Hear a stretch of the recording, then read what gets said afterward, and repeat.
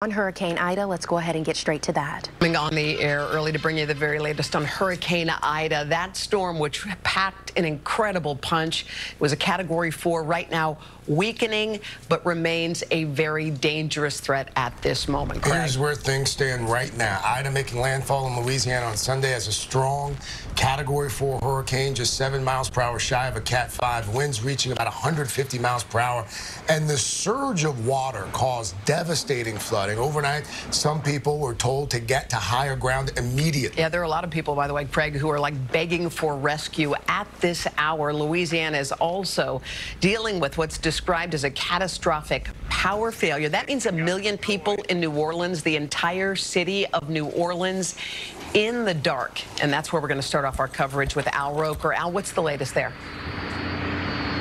Well, guys, I will tell you, I look all around. We can hear the sound of generators, but very few lights, and it's breezy. The rain has stopped, but of course that means we've got still a lot of devastation. It's dark. We don't really have an idea until the sun comes up of what we are going to see. We were hunkered down in our hotel. There was a lot of flooding in and around our region.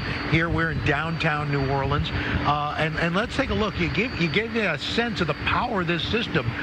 The strongest winds gusts right where Ida came on shore, Port Fourchon.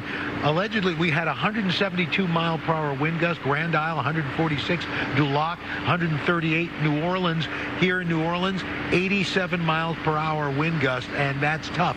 We've got a lot of. We've heard about skyscrapers, windows getting blown out. A real mess here. Latest night right now, Ida's 95 miles south-southwest. Jackson, Mississippi, 60 mile per hour winds. It's moving north at 8 miles per hour. This is going to be a slow mover and a high impact storm, even though it's losing its tropical characteristics. Today, slowly moving across Mississippi. Got a tornado risk still across the Gulf. Tomorrow, that moisture is going to emerge with a front, increasing the flood risk for Kentucky and Tennessee, because that region's been soaked with heavy rain. And by Wednesday, it's into the mid-Atlantic, into the Northeast, continuing this record-setting wet summer. And then by Thursday, moves off the Jersey coast late in the day.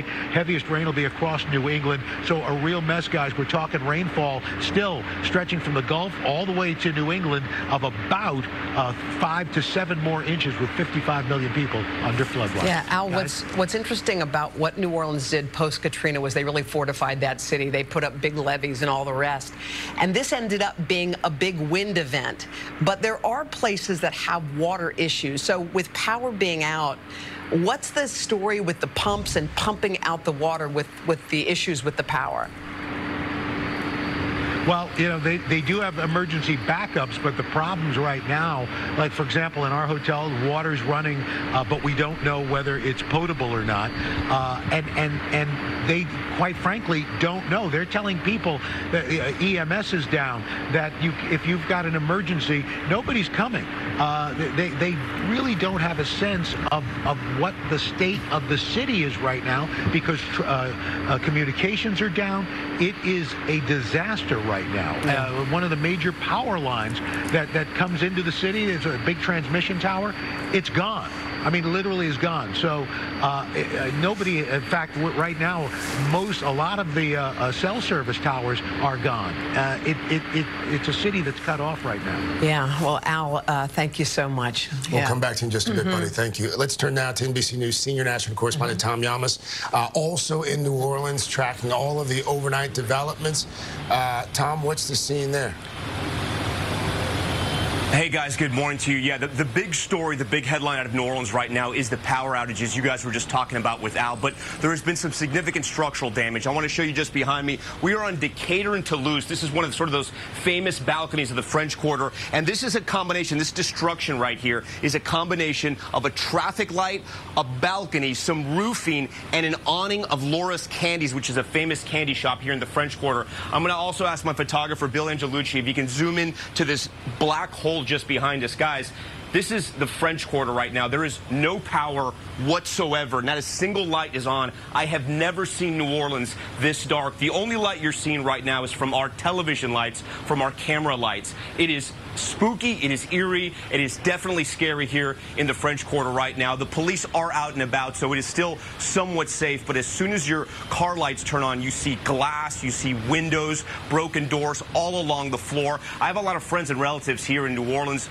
A lot of them evacuated, some of them didn't, but they're all trying to text and email right now, and the problem is, as Al mentioned, there's some cell towers down. AT&T right now seems not to be working. Verizon in New Orleans seems to be working. AT&T, though, you cannot get a phone call out, you can't get an email out, you can't get a text out, so there's a lot of confusion right now. Mass power outages. A lot of the hospitals throughout New Orleans also suffered some structural damage. I'm told that a lot of the patients from Louisiana Ochsner Health, which is the largest hospital system in the southeast, I'm told their patients are okay, but there were some hospitals that had to transport patients out from their Bayou hospitals because it just got too dangerous. We also know that there were some elderly citizens of New Orleans in the Metairie Towers that had to be evacuated as well. So just a really, really scary scene here in New Orleans. I'm getting texts of people asking, how bad is New Orleans? Guys, it's bad. The problem is we just don't know how bad. And we won't probably until the sun starts to come up there to a certain extent. Tom, thank you. And I think an interesting thing, Tom, that you pointed out was the hospitals. There was a hospital in Thibodaux that lost power, lost a generator, and literally nurses and doctors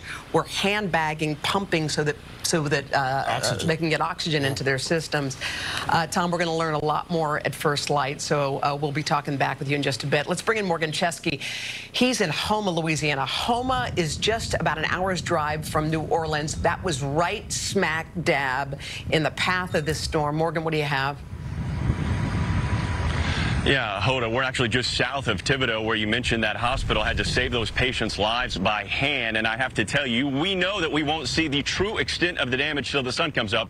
But as we pull out, this is just one building on one block of one community that is left absolutely crippled by Ida. And what's even beyond frustrating for a lot of these first responders is that they don't know how bad it is either. And in every direction they go to, they're getting flat tires. We had a chance to check in with the police department as we made our way through this town with power poles down and power lines blocking streets, and they had to leave many of their homes themselves that either took on water or had roofs ripped right off. And this is the extent of the damage that we're going to be seeing from these wind gusts that were recorded here, upwards of 140 miles an hour.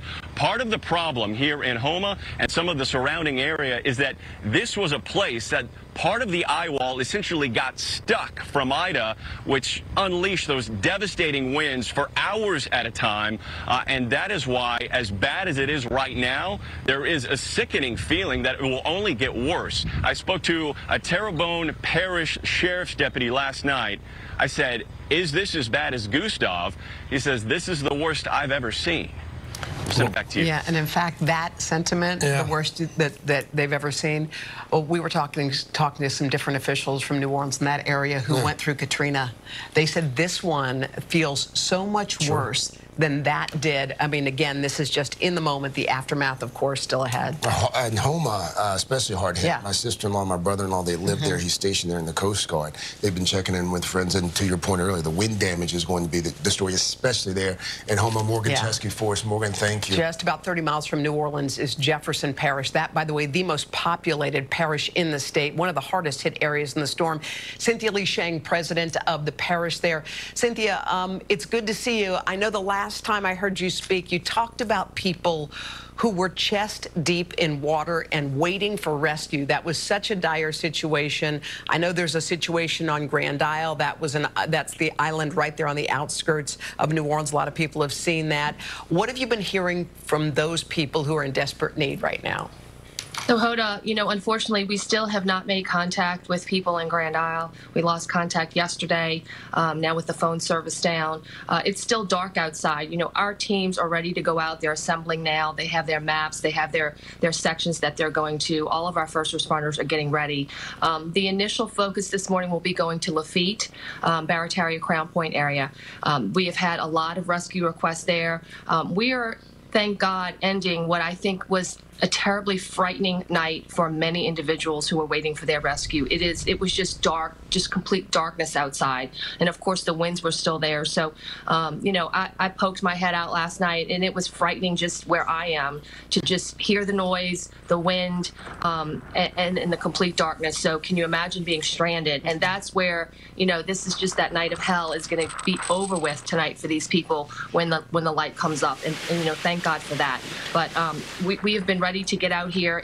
Today is the day we're going to see the damage, and we're going to know how long of a recovery it's going to take for us. But it has been a long, you know, day and a long night. Parish President Sheng, there were reports that a levee failed there in Jefferson County. What more can you tell us about that? And also, I know there's some concern about the barges as well becoming unmoored. Again, all of this is in the Lafitte area that I'm talking about. No, I think one of the stations reported that a levee failed. That's very different from levee overtopping. So, you know, a word I got this morning, and it was verified by our mayor, Mayor Tim Kerner Jr., is that the levees were overtopped. So there was no structural failure of the levees. It's just the water was higher than the levee that was built. And that is the confirmation that I got this morning. And they have a bridge that connects parts of Lafitte to Barataria and Crown Point. This is a bridge that gives us problems because we have had vessels, barges hit this bridge before in other hurricane situations. And again, it happened yesterday. It's I think two boats or two vessels hit it. One of them, I'm told, sunk. But the bridge cannot be used, and it'll be out for several months. I mean, we're going to have to rebuild that. So even when we rebuild, those people are going to have to. We're going to have to ferry those people back and forth to their homes for quite some time, for several months. Well, I want to Jefferson Parish President Cynthia Lee Sheng, I just want to tell you something. We're praying for you. We're thinking about you. I know y'all working real hard there. Okay, and I know your heart is with us, Hoda. I know that. You know it. All right. Best of luck. Okay. Okay. All right, we're going to stay with NBC News all morning long. We'll have a lot more on Hurricane Ida, its path, the aftermath, all of it coming up on today. And you can get updates all morning long at NBCnews.com. For Craig Melvin and I, this has been an NBC News special report.